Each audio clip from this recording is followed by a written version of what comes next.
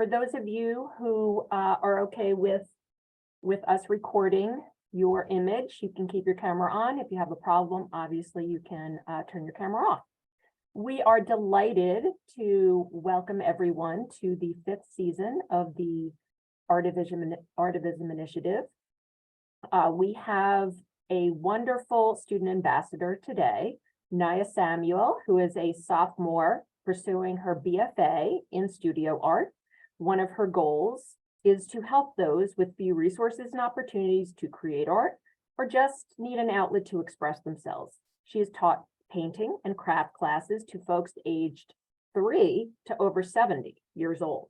She's been involved with programs ranging from Purposely Pretty, where she interned and taught lessons to teens who have not had such an outlet, to Top Teens of America, where she served as an ambassador and taught and fundraised for art-related events. She also worked for Self-Esteem Rising, where she taught a motivational painting class to adults. Finally is her participation with ARTIVISM. She was able to hang her art at the Center for Women of New York at one of the events that they had, and to what her purpose in that artwork was to reflect on the issue of identity. There are so many influential projects and events that she's been so excited to be a part of, and she's looking forward to making even more meaningful connections in the future. Welcome, Naya. Good afternoon, everyone. My name is Naya Samuel, and I'm currently a sophomore at Adelphi University. I'm currently pursuing my BFA in studio art, and one of my biggest goals throughout the years have been to help people who have no resources or opportunity to create art or even an outlet to express themselves.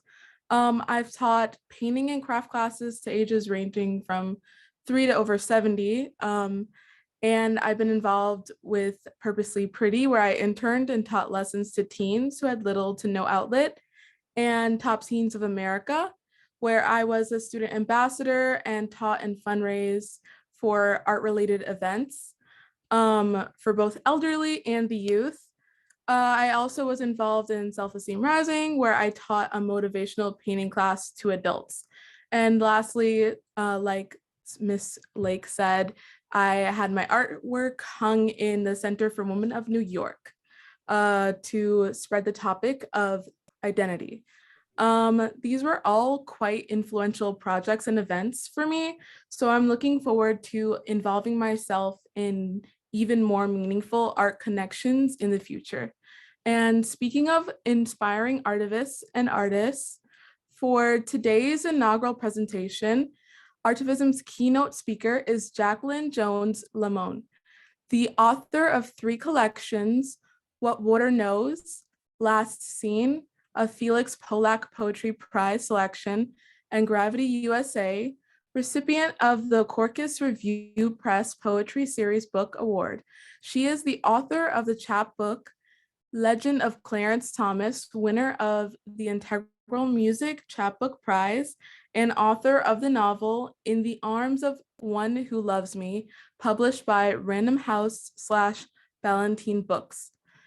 Miss LaMon's work has appeared in a wide variety of publications, such as Poetry, Kalalu, and Narrative Magazine. Noted twice by the NAACP in the category of Outstanding Literary Work, Poetry, Miss LaMon is the recipient of fellowships from BAW Institute, at the Camargo Foundation, the Cave Canem Foundation, the Yadu Foundation, and others. A graduate of Mount Holyoke College and UCLA School of Law, Miss LaMon earned her MFA in Creative Writing, Poetry from Indiana University, Bloomington.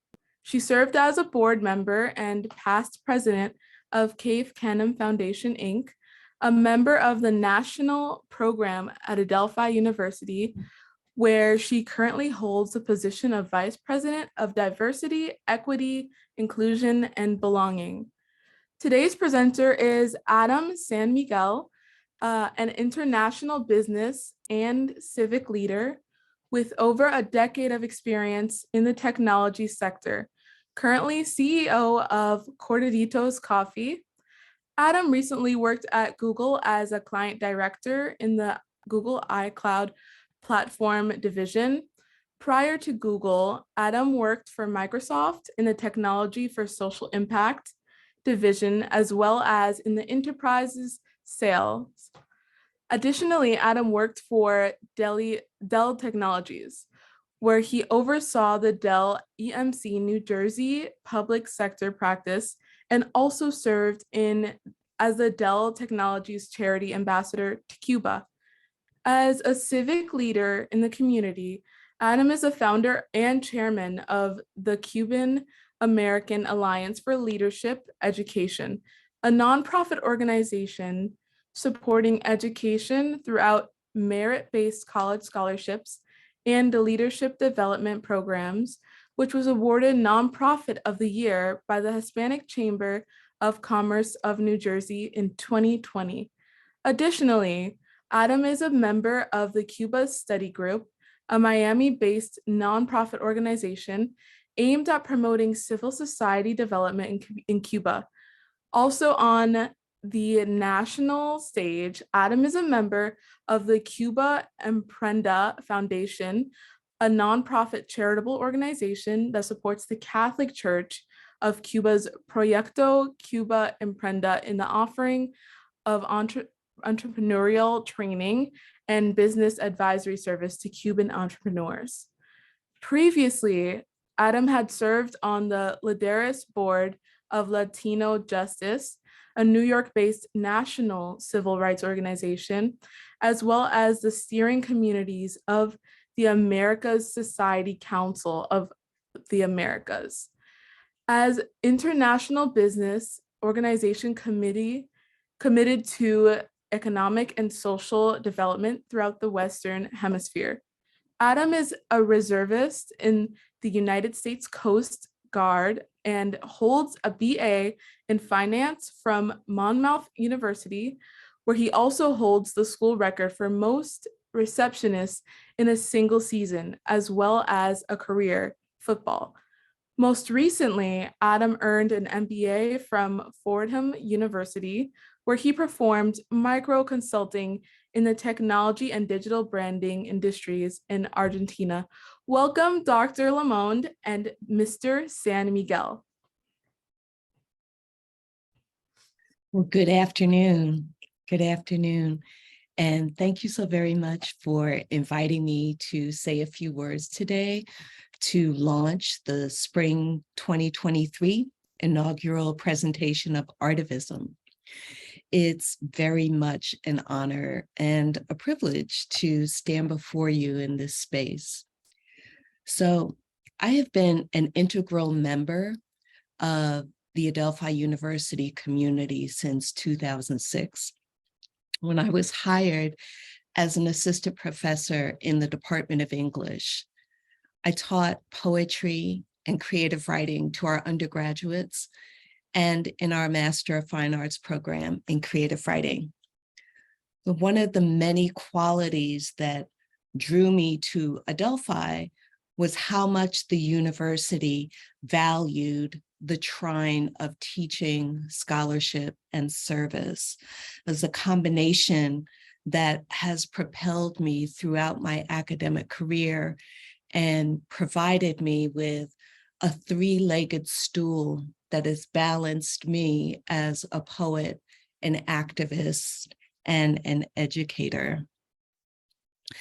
I would not be who I am today without my personal commitment to deepening my understanding of poetry, what it is, what it can do, and how it enhances my engagement with the world. I see the world through the multifaceted prism of language, music, dance, and the visual arts, through images and sounds that touch the core of me. A poem has the ability to ask questions that only life can answer. A poem can offer a glimpse into the future or illuminate the past. A poem can explore the depths of silence and challenge our insecure need for constant chatter. And most of all, poetry has given me hope and opportunity to shine light on the injustices in our lives, not through telling, but through questioning and allowing blank space on the page and in our lives to provide a container for the reader's response. And this is what I shared most in my classroom, a space where my students could explore their own unknowns and do so in a supportive environment of respect and attentiveness. I would close the classroom door and encourage my students to finally ask those questions that shame had prohibited them from asking, those things they felt they were expected to already know and understand. This is activism at work, empowering those who have felt the need to hide what they perceive to be shortcomings or gaps in their knowledge, and giving them the right to find their way. Creating art and developing an artistic practice can be so much more than just expressing your feelings. We do ourselves and the entire world a huge disservice by confining our creativity to this basic utilitarian response. Art has the ability to create new pathways of thinking, of enlightening those who are limited in their vision of what peace, beauty, compassion, and love can be.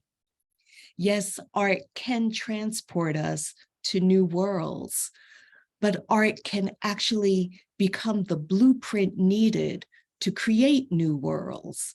And activism, also known as service, can be the necessary action that creates that new reality. We all have the potential to be the catalyst that changes the history of tomorrow. What you create today through artistic expression can be the beginning of a new way of seeing the world. The work you share with others can provide hope and inspiration that keeps someone turning the pages in their life, chapter after chapter, excited to see what comes next. Not all of us are poets or teachers. Not all of us will choose to pursue a life in the arts, but all of us have questions and curiosities that will benefit from research and exploration. That pursuit, that very inquiry, is the essence of all artistic creation. As long as we all continue to ask questions as life unfolds before us and seek the possible answers, we will be living an artistic life. And as long as we put positive actions that benefit others as the foundation of our inquiry, we will be rising to the level of activism. It is my hope that you will all find inspiration and purpose in today's event. There is so much work for us to do in the world, and we need each and every one of you to approach that work from your individual perspective. So thank you so much for being here, for being open, and for being willing to take the next brave step. Yes, thank you very much.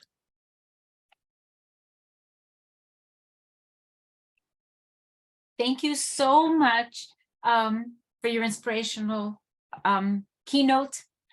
Adam.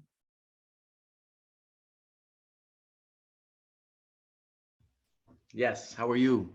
How you doing, RG? All good. Nice to meet you. Nice to see you. Is it my time to speak here? Yep, it's your time. Take it away. Thank you again, Dr. LaMon. Awesome.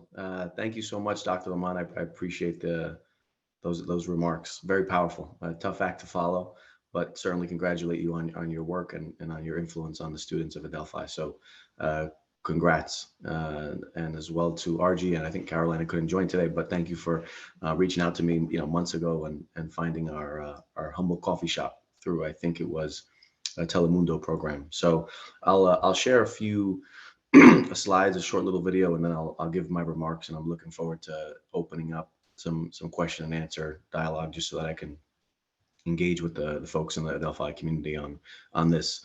And I'll preface it with, I'm not an artist whatsoever. With that said, I have created a lot, so I'm looking forward to sharing some of those creations. And I have access to share, so we'll do that. Let's see.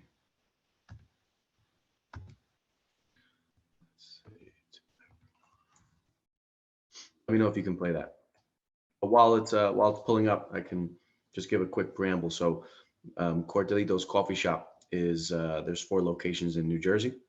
We serve Cuban coffee and a few fast casual Cuban foods, sandwiches, empanadas, etc. And let's see if we have the video up.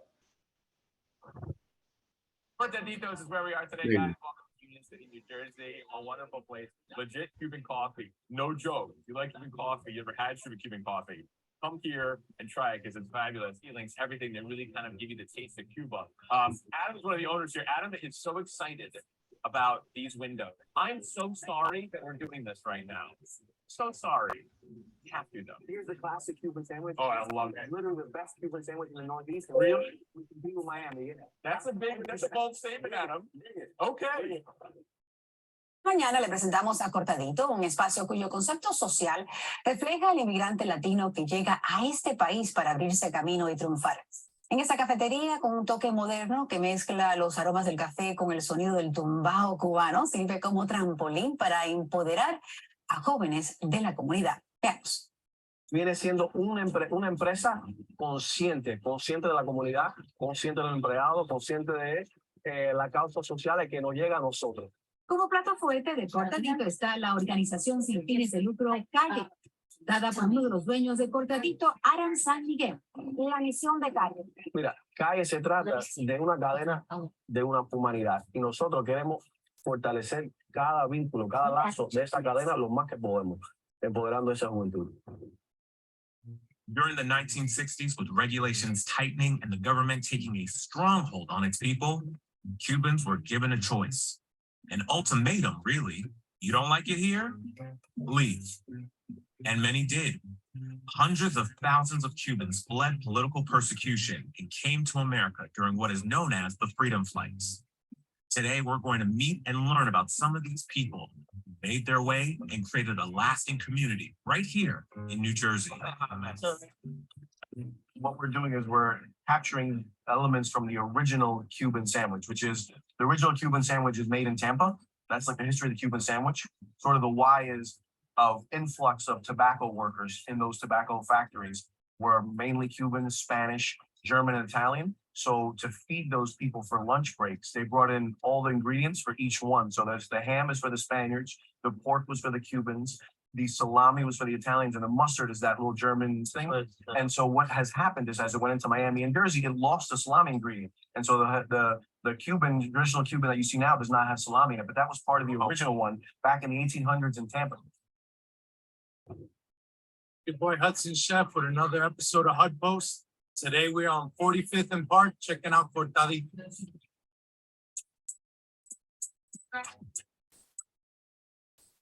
This place is basically like a modern Cuban eatery, which I think this neighborhood needed.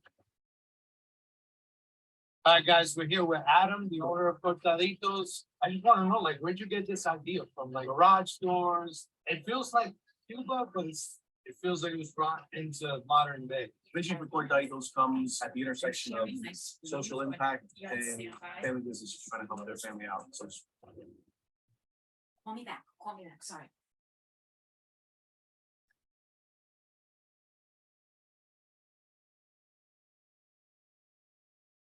Okay, and we're back, right? Yes. Perfect. Oh, stop the share.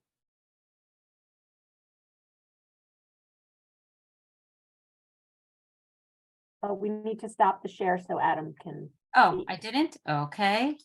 I thought, Oh, it's good now, I think. okay. Go ahead, Adam.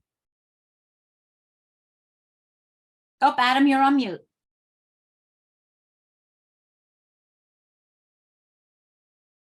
I shouldn't be having all these technical difficulties. I work for the tech, and I used to work in tech, right? So this is not characteristic of my experience. But let's see. So I'll just begin talking about the history of Cortaditos. So can everyone see the slides and hear me as well before I go on?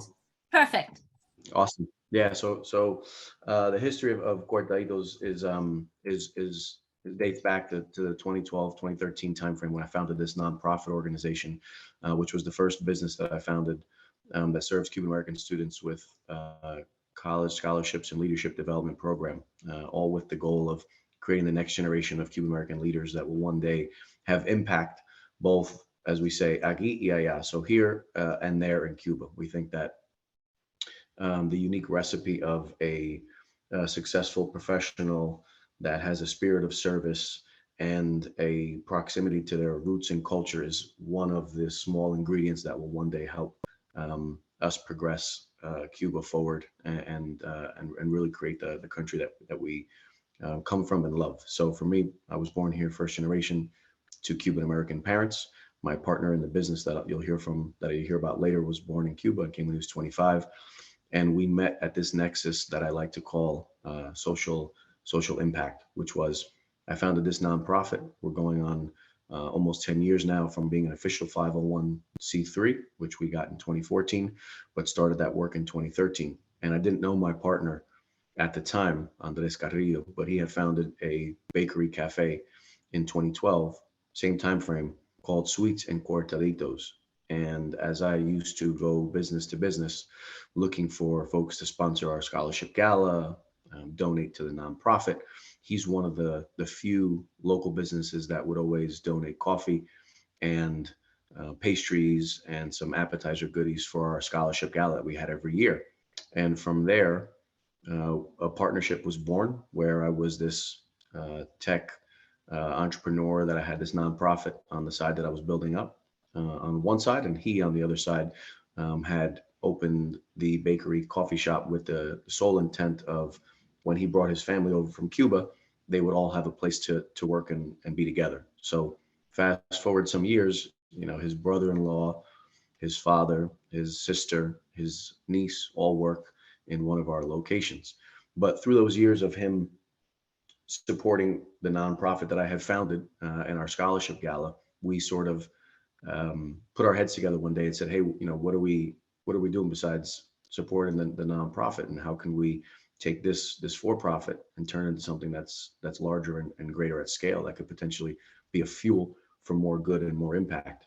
And that's when the idea for Cortaditos was born. So the business that you all just saw on the video was born from this nexus of one side social impact from a nonprofit standpoint and a local small business, family-run business on the other side, and that's where Cortaditos was born.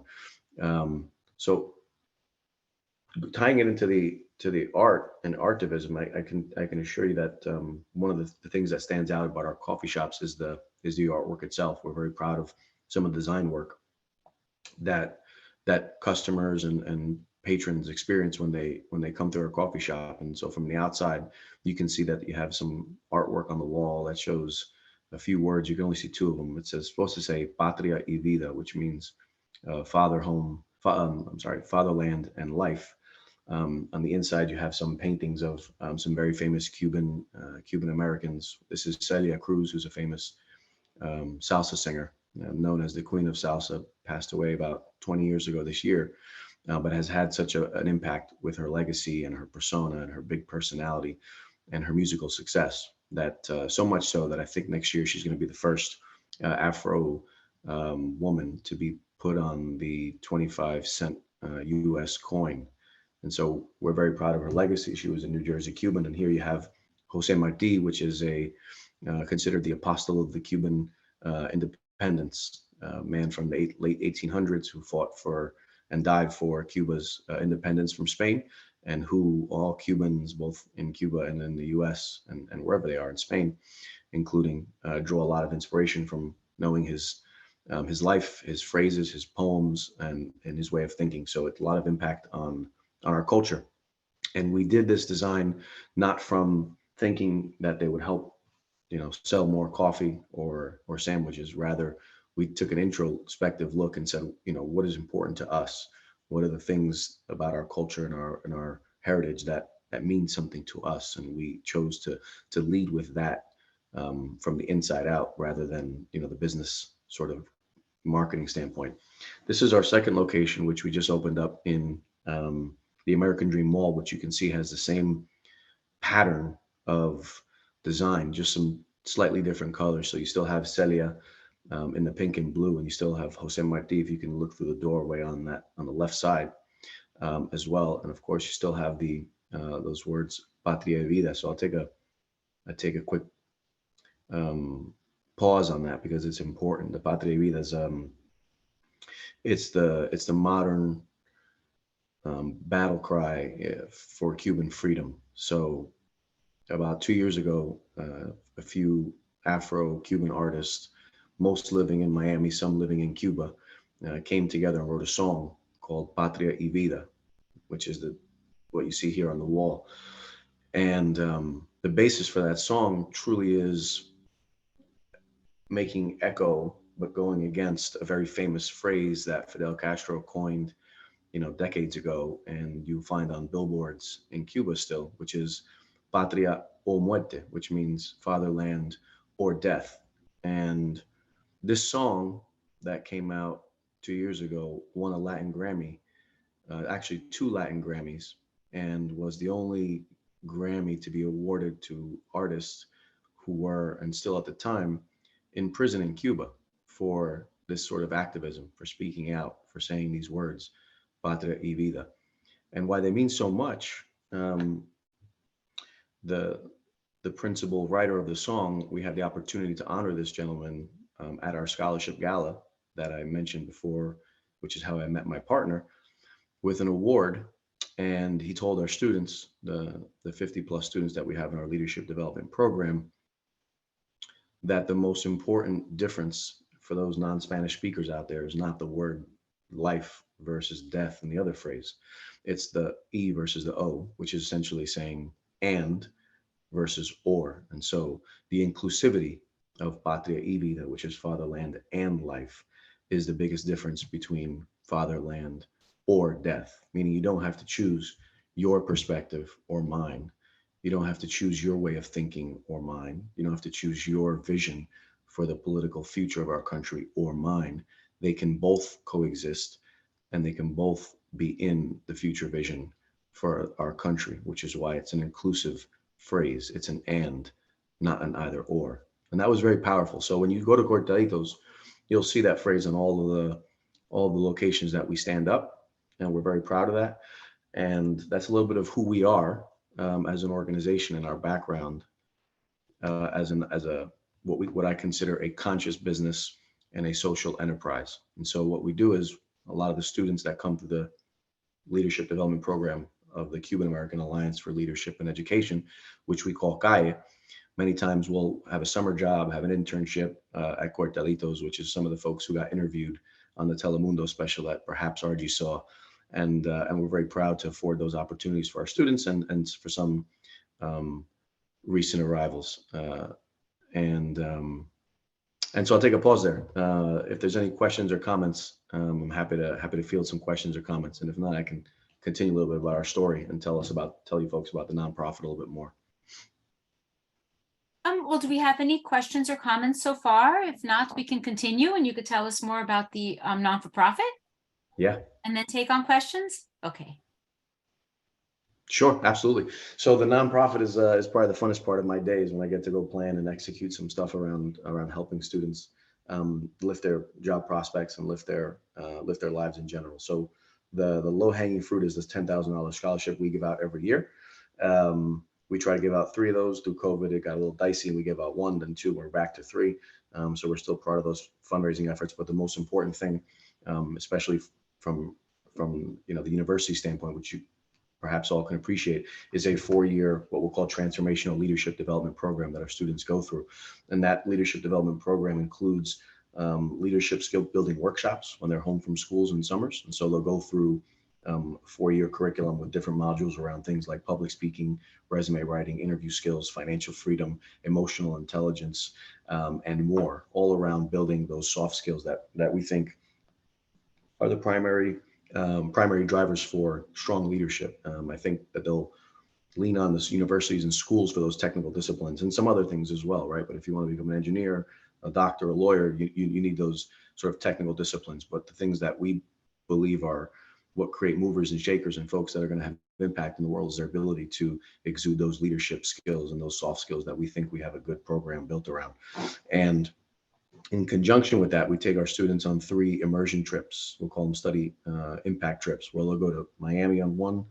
On their second year, they'll go to Washington, D.C. in the 3rd year, and then they'll go to Cuba when they graduate. And so the idea is to immerse them in leadership in all forms, in all areas, whether it's government, politics, business, nonprofit, all in the context from the Cuban American lens in Miami.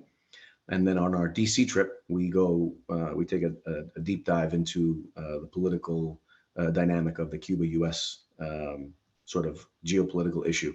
And we'll interview with policymakers, relevant actors, all on the left and the right of the issue. So we give our students exposure to all thinking on the issue and have them decide for themselves what resonates with them. And then in the Cuba trip, which we haven't done yet because it's been tough the past couple of years with COVID and a few other complications. But the idea is the same, is to interview with relevant actors and influencers, learn about deeper connection to our culture, learn about the movers and shakers in society, and hopefully how we can contribute to a free and prosperous Cuba one day in the future. And to this point, we've got about 50 plus students in the leadership development program. We've awarded over $100,000 in college scholarships now. We've probably donated over 250 hours of leadership skill building workshops. And the students, if I were to give a rough breakdown, is probably 60% female, 65% foreign born, so 65% born in Cuba, 1 student born on his way from Cuba and Venezuela, and then 70% are low income. So we serve a population of this local Hudson County, New Jersey community, which has a very like Queens sort of Bronx feel on the Jersey side. And it's where traditionally outside of Miami, the largest amount of Cubans have congregated in one area. Of course, Miami numbers are very, very high for those who knows Miami. But that's a little bit about the nonprofit foundation, Cuban American Alliance for Leadership and Education. A lot of those social impact principles we carry over in the Cortaditos coffee shop, which is there's a few things that communities will expect and get from having a Cortaditos in the community. There's 4 today, and some of the basics, right? We'll sponsor local sports teams. Growing up, I was a big sports person, as I think Nia mentioned in my bio, football player, and so we like to sponsor sports teams. So you'll see Union City, Yankees have the Cortaditos logo on their jersey, so we'll do that. We'll take that off the plate. You'll see us sponsor local nonprofits. Obviously, Cortaditos is the largest sponsor of Calle, the nonprofit I founded. That's a given. But we'll also sponsor. We'll also attempt to sponsor causes that are near and dear to us. So as a cultural group of people, we know a thing or two about fleeing persecution. And so when things like Ukraine come up, when things like the Syrian refugee crisis, or now with this, with people without homes and in the impacted areas of the earthquake, we'll try and make donations to folks like the UNICEF, another nonprofit organization, IRC, that are really doing work on the ground where we consider ourselves a supporter of those causes that sort of resonate with our story and our journey. And so those are the things that Cortaditos stands for. We consider ourselves a conscious business. We donate a lot of time and money to these causes that we care about, and we try and help folks along the way in the community that we serve. So that's a little bit about both the nonprofit and the for-profit business that I currently am involved in today. I'll take another pause. Archie, does anyone have any questions out there? Any comments? You know what? some things. I think we will give it over back to Nia. Sure. And then we will open it up for discussion. So Nia, would you like to go ahead? Yes, thank you, Adam and Jacqueline, for being our artivists today. Next Monday, February 27th, Realengo will present music that transforms prisons in Costa Rica. For more information on this and all of the series, past and upcoming events, please go to the website. I'll put it in the chat. And ARTIVISM for Shared, and our YouTube channel is ARTIVISM for Shared Humanity. As a reminder, the ARTIVISM Wearable Art Fashion Show and Expo is coming this April 2023. Please contact the ARTIVISM channel, ARTIVISM team at artivism@adelphi.edu to get involved. I would now like to ask if there are any questions for our artivists. Please use the raise hand function on Zoom, unmute yourself, or ask your question in the Zoom chat. We did have one question about, I guess, the logistics. How do you arrange the student travel to Cuba? Yeah, I was just typing in a comment there. There's 12 licensed. Am I on mute? Oh no. Okay. Yeah, there's 12 categories of legal travel to Cuba, and I'll put that up, an article about that in the chat. There's one that was called People to People. There's educational, there's journalism, there's religion. So there's a bunch of categories that you can what's the word they use? I don't want to say identify, but it's basically just you're prompted to, during your trip, before or after, some paperwork to say, why did you go? And you put the reason down. And it's a pretty simple form. Now, this is my personal perspective, so please don't use this in backing yourself up versus the OFAC, right? The Office of Foreign Asset Control, if they ever ask for an audit. But effectively, you can be audited for 5 years. So if you do travel, you should have records of your itinerary for the next 5 years after you travel, which would show and coincide with the license category that you chose. So if you chose the religious category, you probably should have some evidence, pictures, and itinerary showing you visiting churches, doing missions, etc. Same thing goes for any other category. The one category that I've used just personally, because I have family there, is family. So I can go and visit and stay with family pretty much anytime I'd like. But yeah, there's an educational one as well. I see that someone just put that in the chat. So yeah, there's 12 categories that you can travel under. You have to again, I don't know what the word is, I think identify, and then you just got to keep your records of travel with the proof points that show you did an itinerary according to the category you chose. And Stephanie? Yeah, thank you so much, Adam. This was so inspiring and exciting. And I wanted to, since I run the internship program at Adelphi, I was interested to hear about whether or not you bring in any of the local universities or colleges, perhaps to have mentorship set up with some of the students. Just curious to see if there was some way to tie in young adults in the mentorship process. Yeah, it's a great question. We don't have direct relationship with the universities simply because the students, and I think it's a great idea, by the way, I'll just say that. But up to this point, we haven't, for the simple reason that many of the students, they spread out when they go to school. So they're from this area, and then you'll find that a good portion of them go to local schools, whether it's Rutgers, NJCU, Montclair, but then you'll find some students, a good another half will go out of state. So they'll be in DC, they'll be in Massachusetts. I heard Holyoke in some person's bio that Nia was speaking before. I think it was the keynote speaker. We have a student in Mount Holyoke. So they're spread all over. And it probably poses a challenge to have relationships with schools that are so geographically dispersed. But we do have very close relationships just by way of our network with local universities. One of the presidents of the university is on our board, and so there's a close relationship there. We try and have closer relationships with the local high schools so that we can ensure that the pipeline from high school to college includes us in that transition. So for scholarship and for the leadership and mentorship that you described. At the university level, we haven't officially pronounced anything to your question. And I think there's one more. How many students do you have, and do you meet regularly with these students, in person, remote? And then I guess I would probably add to it, do they keep in touch afterwards?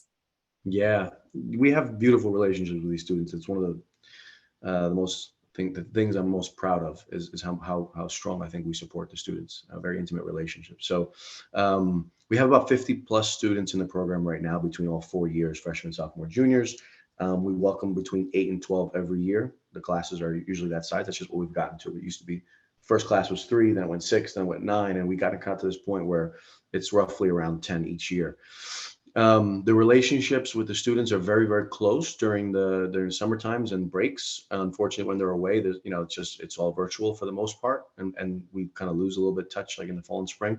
But because the summers are so intensive with a workshop either weekly or bi-weekly, with events as well, like our gala, we have a cultural program as well. So there's a lot of touch points where the students amongst themselves really get to build relationships, and then students with board and nonprofit administrators are very close as well. So we'll continuously be monitoring progress around internships, who's got one, who's interviewing for one, interviewing prep, is their resume prepped, is their LinkedIn profile prepped? So there's constant touch points on those things to keep them sort of ready for that next step.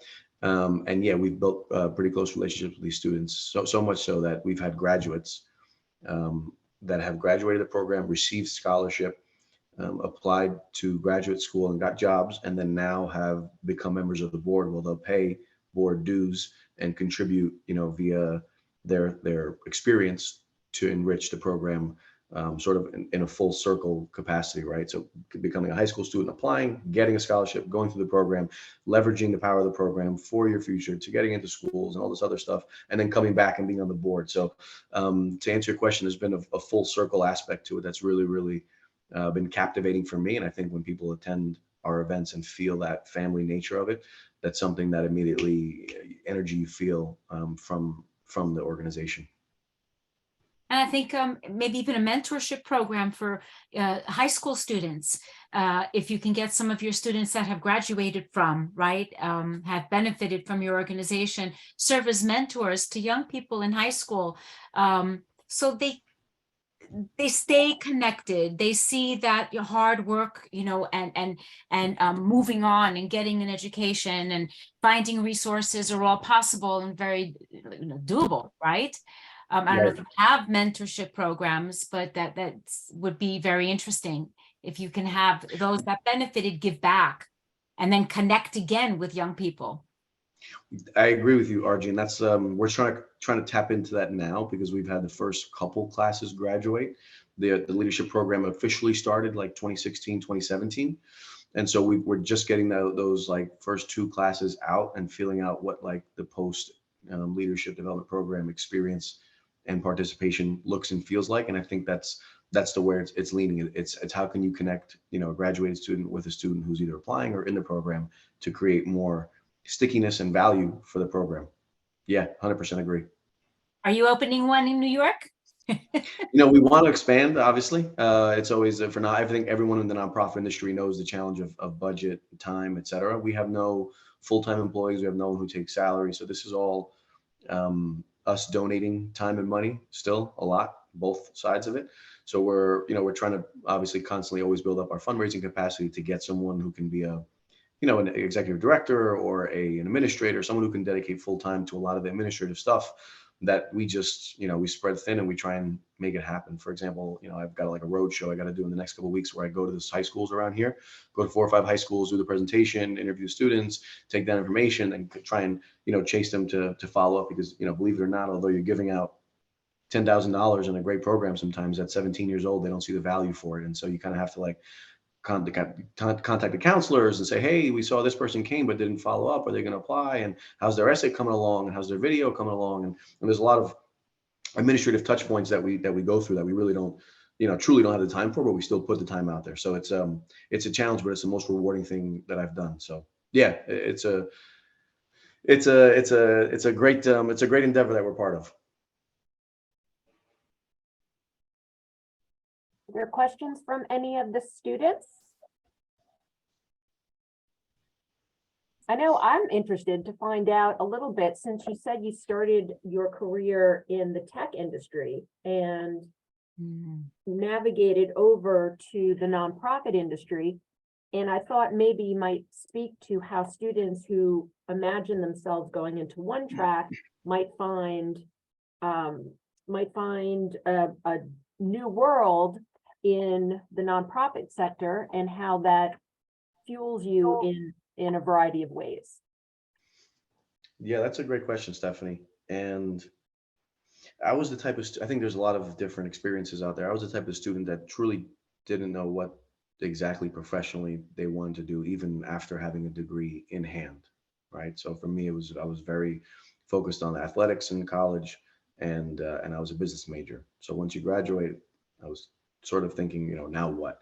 And I backed into a few, business jobs that I applied some of the work ethic and determination that I applied in football to these jobs, and little by little I started having some success. So much so that I backed my way into a tech career on the business side. So I'm not a engineer or a developer or anything like this. I was always in a sales or marketing or some sort of business capacity, and I worked my way up through the best organizations that I think the world has ever seen thus far. I've got the opportunity to work for Microsoft.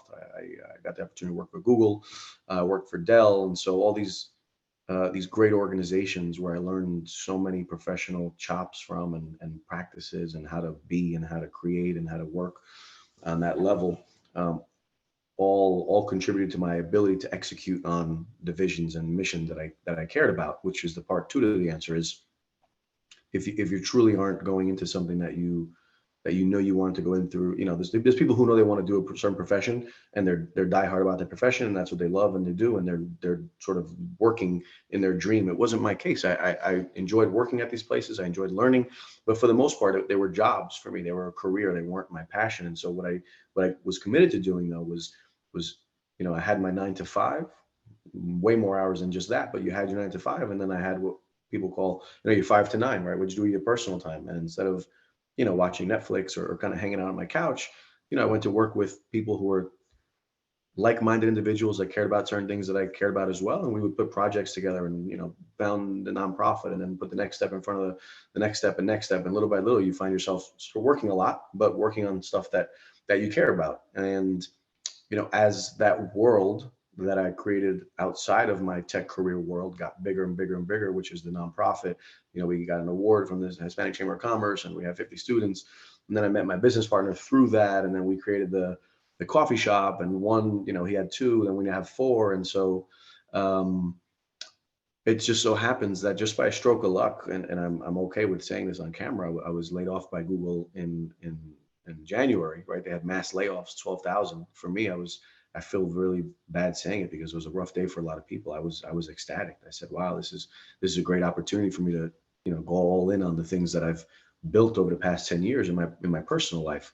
So I'm very fortunate to have been prepared for the moment by doing a lot of things that we instill in our students in leadership development program. So financial freedom, right? How do you plan for your financial future? What does that budget look like? What does that retirement look like? All these things. What does networking look like? And when you apply those things and go as hard as I go at things, you find yourself in a fortunate position where I can now focus on Cortaditos and making it, the next Hispanic Starbucks, if you will, if you want to, call it in simple terms. A lot sexier look, I believe, than a Starbucks, but we'll get there.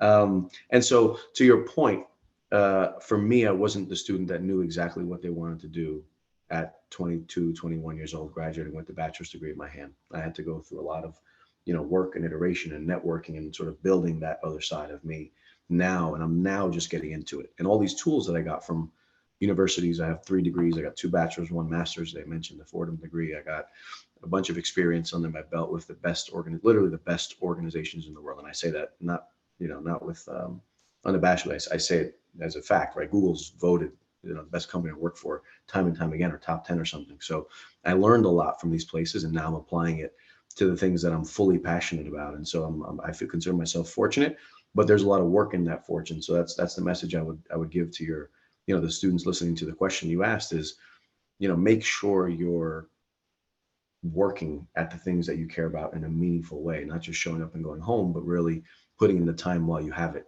in that young age. and making a difference in the world, right? Making a difference in even just one life, you know. Miriam has a question, I think. Sure. Yes, hi. So nice to meet you. And I love hearing about all your work and just so interesting and inspiring. And I love these conversations. And, you know, I've been thinking about it. And then you talked about it, how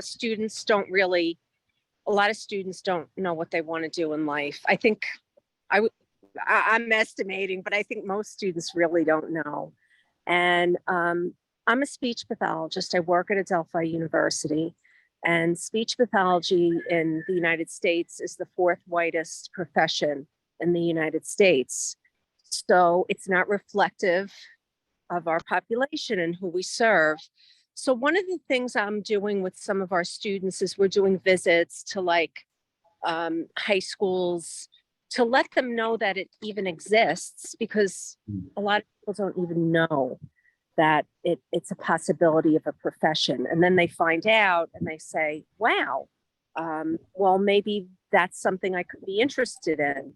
So, I mean, I was thinking about, you have such wonderful connections, and I don't know if you would be open to, you know, myself and our students doing and we could do it through Zoom. We don't even have to come in person, to do a presentation with a group of diverse students to show that this is who we are, and this is something that you could consider, speech pathology or audiology.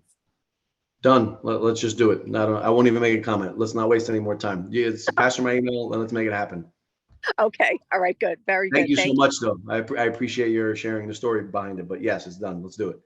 Okay. Awesome. That's so great to hear, because this is how this ARTIVISM initiative really took off. It's how it's connecting people, right? Sharing resources, ideas, and supporting each other. So yes, Miriam, thank you so much for being here today. Any other questions or comments? Carolina, I think you are the call-in user. Yes, hi everyone. It's so good to be here with all of you. Thank you to the speakers, and let's hear it for a shout out to a student ambassador, right? Do I hear all that clapping for her? She did a wonderful job, definitely. If I know we're right about time, but if I just may take a second here and ask Mr. San Miguel, going back to the saying, right, that is patria o muerte versus patria y vida. What a mindset change, right? How would you put it in words per se to, after generations of being under that first slogan, now taking into account this second one? Because I am aware of the matter that just discussed earlier with the imprisonment of the artists.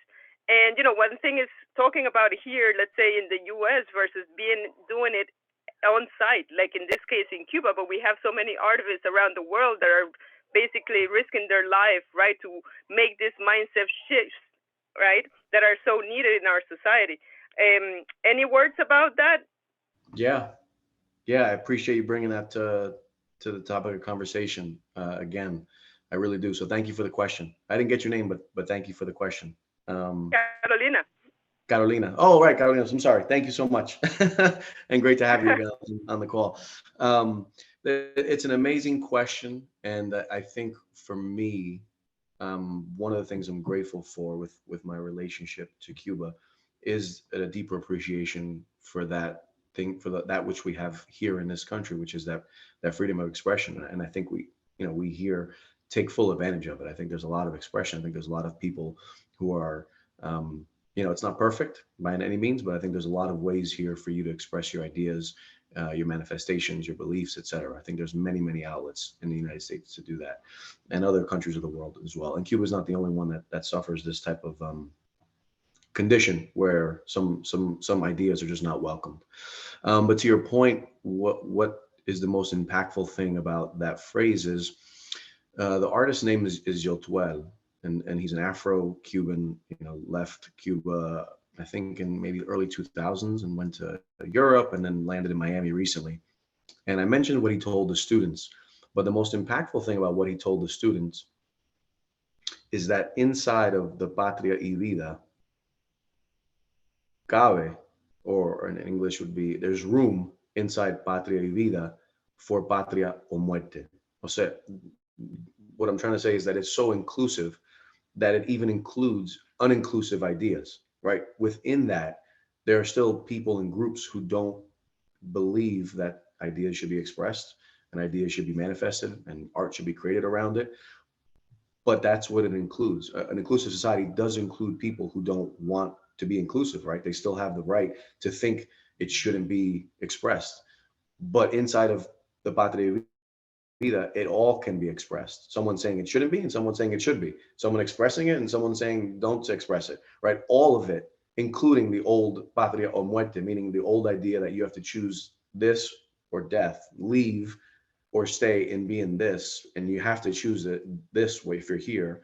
That is included in a new way of thinking that is all inclusive, right? Those dialogues that are exclusive can still happen, but in an inclusive society, if that makes any sense. It's very, to me, it was one of those like light bulb moments. I'm like, oh my God, this is crazy. And it was just a real song. It's a, it's a rap song, but it was so profound.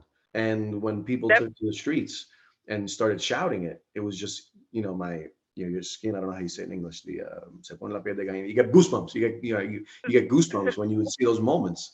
And then to see yet later that they went on stage and got 2 Grammys, and that one of the singers is in prison while the Grammy is being awarded, was just like, oh my God, this art, ARTIVISM in its all its form truly have the power to change the world. I'm not an artist, I'm a creator in many ways, but I'm becoming a believer that it can, from that personal experience that I've had with this topic. So I think that's my answer to your question, Carolina. Thank you. Yes, and if I may add also is what he put on the line, because I remember seeing a little news reporter interview that came across the Latin channels here in the U.S., and he had to leave his little girl, right? And the little girl was saying, free my daddy, right? Yeah. It's not that you're doing it, you have to risk, you have to sacrifice for the greater good, right? He did such a sacrifice of leaving his family because he believed that change needed to happen. And look, like you say, look where he's giving it, look where it's going, right? Well, it's just so very inspiring, that he's here present in the conversation. I will appreciate that you brought him to the topic. And Absolutely. Here in ARTIVISM, we always have a tradition of closing the conversations with a takeaway. It will mean more or less an action item that you will leave the audience today and everyone watching later on YouTube, because these are resources for the educational growth, interdisciplinary collaborations. What would be that action takeaway that you would like to leave us today with? Wow, it's a tough one. I wish I would have been prepared for this question in advance. But I think along the lines of art, there's this connection to creativity, and I think from being in tech, that creativity has a different name for its expression, and it's called innovation, right? And I value innovation very much, not because I'm a techie, because I'm really not. I was on the business side of techie, but I think that innovation is the action form of creativity. Meaning, I think creativity can stay in the air. I think it can stay in dialogue. I think it can stay in your mind. But innovation implies iterating with creativity. So taking that creative thought and making it version 1, testing it, making it version 2, testing it, making version 3, and advancing, because that's what life is constant change and adaptation. So taking that first creative feeling, idea, thought, etc., and making an action on it is innovation. So for the artivists in your network and on this call and the future viewers, right, take that creativity and innovate, take action on it, put it on paper, put it into practice, gather folks around it, and make it so that it's a moving, living thing that you're iterating and changing and constantly evolving on. Me encanta. Adelante. Thank you so much. This was, it's always a beautiful experience to manifest these things to anyone. So thank you. Professor Argue, back to you. Okay, thank you, everyone. Thank you so much, Dr. Jones LaMon, for being our keynote speaker today, kicking off season 5 of ARTIVISM. Thank you to Dr. Stephanie Lake, who, if it wasn't for Dr. Lake, we would not be here today, right? For Carolina, our sponsors, Adelphi University, Sing for Hope, Gottesman Libraries of Teachers College, to all the students that are here today. Thank you so much, Adam. Keep going. If there's any way we can, share our resources or connect you with organizations, that I do have one in mind that I will connect you with that does mentoring, that you can probably, get ideas from, share resources. So thank you, everyone. Thank you so much. Hope to see you back again, maybe next week. Have a good night. Bye-bye. Thank you. Thank you. Thank you to Professor Argy and to the student ambassador, Nia. And Nia, that's right. Thank you, Nia. So I keep mispronouncing all throughout. Remember that entire semester? Naya. All right. Bye, Bye-bye. everyone. Bye-bye. Bye. Thank